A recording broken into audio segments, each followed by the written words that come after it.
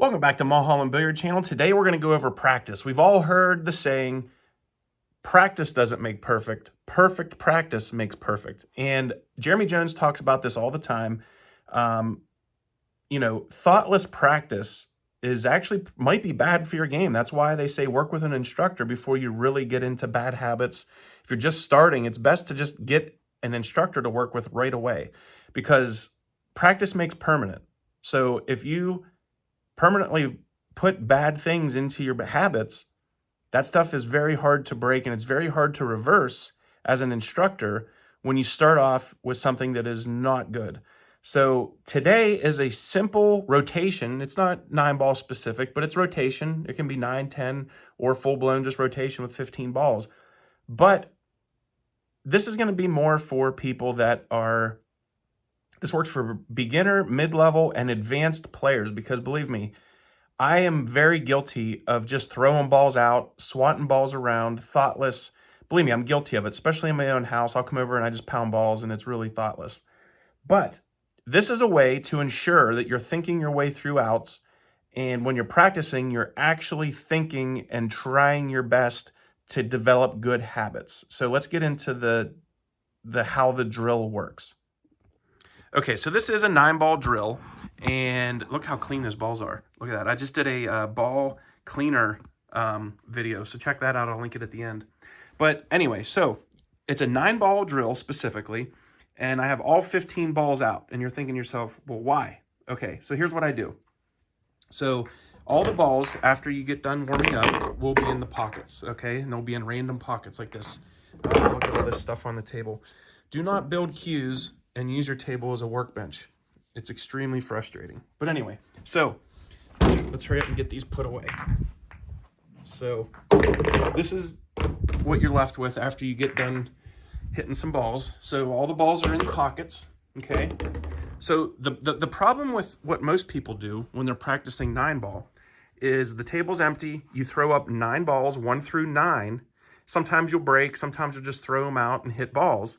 But the problem is, whenever you have the 1 through 9 out there, you get in the habit of you're like, okay, I shot the 1 and the 2's over there somewhere. I'm just going to put the cue ball over there somewhere. All right, so then you glance and you see you're on the blue 2, and then you see you're on the red 3 next. So just put it, cue ball goes over there somewhere for the 3. Now I want to show you what it looks like with this drill. Okay, so the way the drill actually works is when the balls are all in the pockets and you are going to throw 9 balls out to hit balls. So you just count them out. 1, 2, 3, 4, 5, 6, 7, 8, 9. I just throw them out like that. And I leave them kind of separated because this drill is more about developing good habits more so than getting through tough outs. So now you take ball in hand, but you got to get your way through this out. If you throw balls up and it's 1 through 9 like usual, you kind of just, get over there somewhere on the blue 2. Then you see the 3 out of the corner of your eye and you're just like, get over on that side of the table and I'll be okay. Whereas when you throw the balls out here in a goofy numerical order, it forces you to dissect the rack like you see the pros do, and it just makes you have to work through the rack as opposed to just swatting balls around. So I'm going to take ball in hand, give myself a little bit of off angle on the 1. The 1, 4, 6, and 7 are all super easy. This did get into a little bit of a Tom Cruise out. I saw a werewolf drinking a pina colada at Trader Vic's. His hair was perfect. But that's okay. It's okay. That's part of the drill. So I'm just going to roll forward.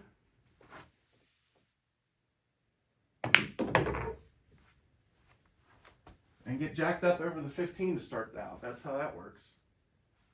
Meant to go a little bit further. Table is just cleaned, so it's rolling a little bit slow because I used the spray cleaner on it. Now I got a good angle. I should be able to pull this out with low left and come out in the center of the table. But I got to make sure I give myself an angle. See, this is where you're dissecting the rack. I almost got in a bad habit of just coming up in here somewhere and figuring it out. Whereas here I want to hit the rail and I want to make sure I come down here and get on an angle so I can come back over for the 9 that is next.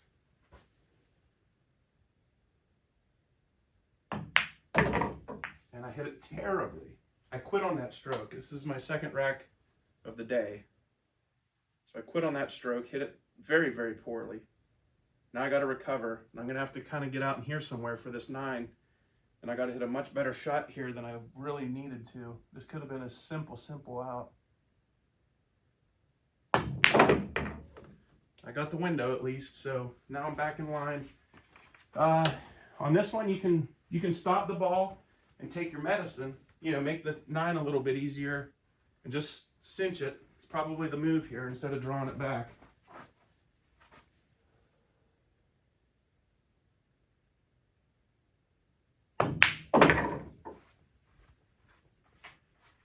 Now here's where you can go high inside, 1 rail and out.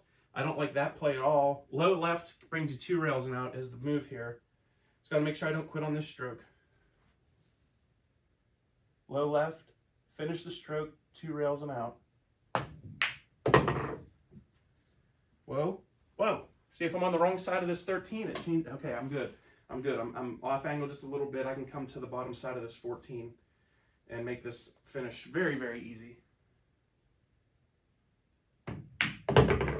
Now I'm on the correct side of the 14. You know, if you get off angle on a simple little shot like this 13 to the 14, if you get off angle on that, you're stuck coming down here. And these are 4 1/8 inch pockets. You know, pros are using 4-inch pockets now. Little mistakes like this 13 to the 14 in a tournament are going to change the dynamic of the set significantly. That little tiny shot I just did there, coming just below the 14, so I have an easy shot to roll over for this 15, seems so innocent, but man, it can compound so fast into trouble. Now you roll forward, and that was an easy out.